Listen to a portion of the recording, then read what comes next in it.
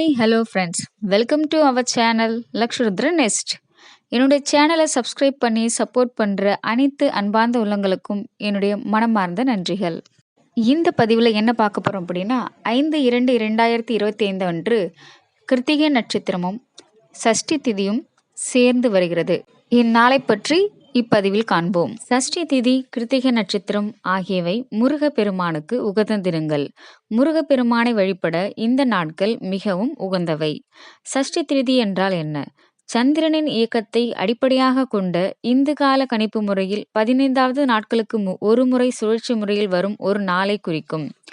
அமாவாசை நாளையும் பூரணி நாளையும் அடுத்து வரும் 6வது திதி சஷ்டியாகும். கிருத்திகை நட்சத்திரம் என்றால் என்ன? 27 நட்சத்திரங்களில் கார்த்திகை நட்சத்திரம் முருகப்பெருமானுக்கு உகந்த நட்சத்திரம்.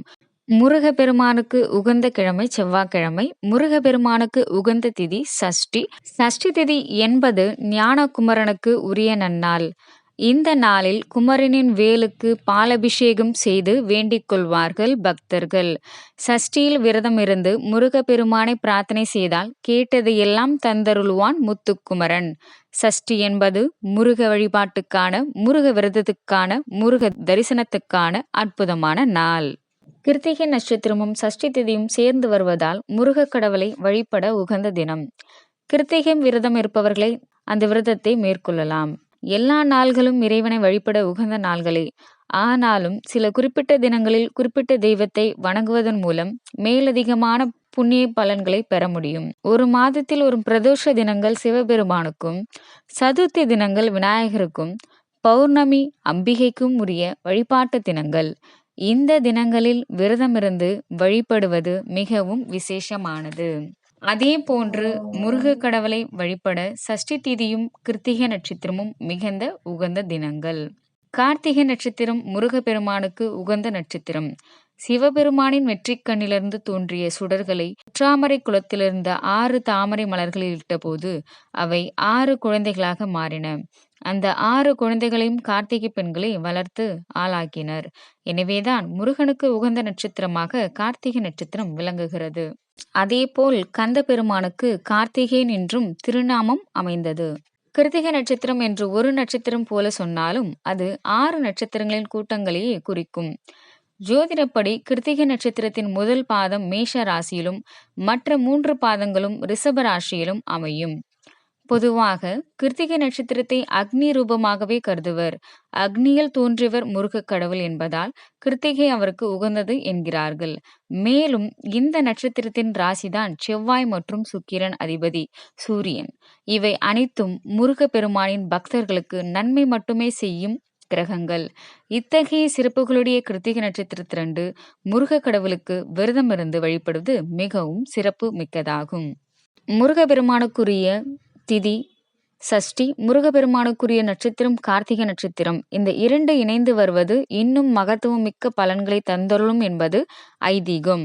5/2/2025 அன்று புதன்கிழமை சஷ்டி திதியும் கிருத்திகை நட்சத்திரமும் இணைந்து வருகின்ற அற்புதமான நாள். அந்த தினம் முருகப்பெருமானை தரிசியுங்கள். அருகிலுள்ள ஆலயங்களுக்கு சென்று செவ்வரளி மாலை வழங்கி தரிசியுங்கள். வீட்டில் விளக்கேற்றி முருக கடவுளுக்கு மாலை சார்த்தி எலுமிச்சை சாதம் அல்லது சர்க்கரை பொங்கல் நெய்வேத்தியம் செய்யுங்கள். விரதம் இருப்பவர்கள் காலையில் நீராடிவிட்டு பூஜை அறையில் முருகன் படத்துக்கு சந்தனம் குங்குமம் இட்டு மலர் மாலை சாற்றி அலங்காரம் செய்து கொள்ளுங்கள். அதன் பின் நெய் அல்லது நல்லெண்ணெய் ஊற்றி விளக்கேற்ற வேண்டும். காலை முதல் மாலை வரை தண்ணீரை தவிர உணவு எதுவும் அருந்தாமல் விரதம் இருக்கலாம். காலை மாலை இருவேளையும் முருகனுக்கு பூஜை செய்து விரதத்தை முடித்துக் கொள்வது சிறப்பு. காலை 6 மணி முதல் மாலை 6 மணி வரை இந்த விரதத்தை மேற்கொள்ளலாம். தாம்பூலத்தில் வெற்றிலைப்பாக்கு, வாழைப்பழம், அத்துடன் 1 ரூபாய் நாணயம் ஒன்றை வையுங்கள். பூஜையில் தேங்காய் உடைத்து இருபுறமும் வைக்க வேண்டும். முருகனுக்கு இஷ்ட நைவேத்தியமாக அவல் உணவுகள் வைக்கலாம்.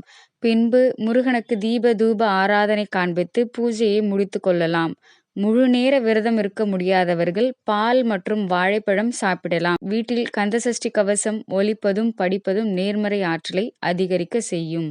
குழந்தை வரும் தரும் விரதங்களில் முதன்மையான விரதமாக சஷ்டி விரதமே போற்றப்படுகிறது.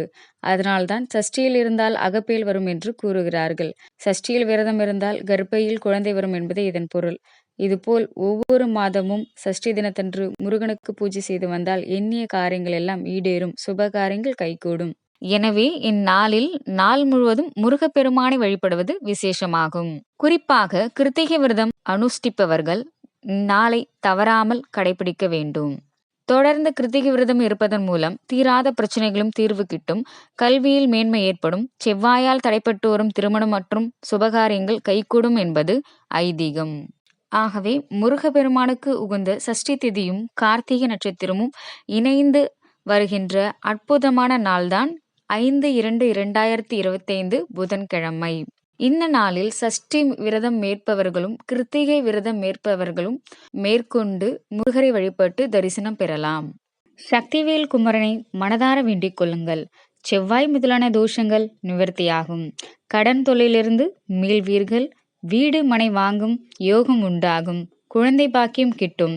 தடைப்பட்டிருந்த மங்கள காரியங்கள் எல்லாம் நடத்தி தந்து காத்தருளுவான் அழகு வேலவன். இந்த பதிவு உங்களுக்கு பிடிச்சிருந்தா லைக் பண்ணுங்க, ஷேர் பண்ணுங்க, சப்ஸ்கிரைப் பண்ணுங்க, கமெண்ட் பண்ணுங்க. நன்றி, வணக்கம். தேங்க்ஸ் ஃபார் வாட்சிங்.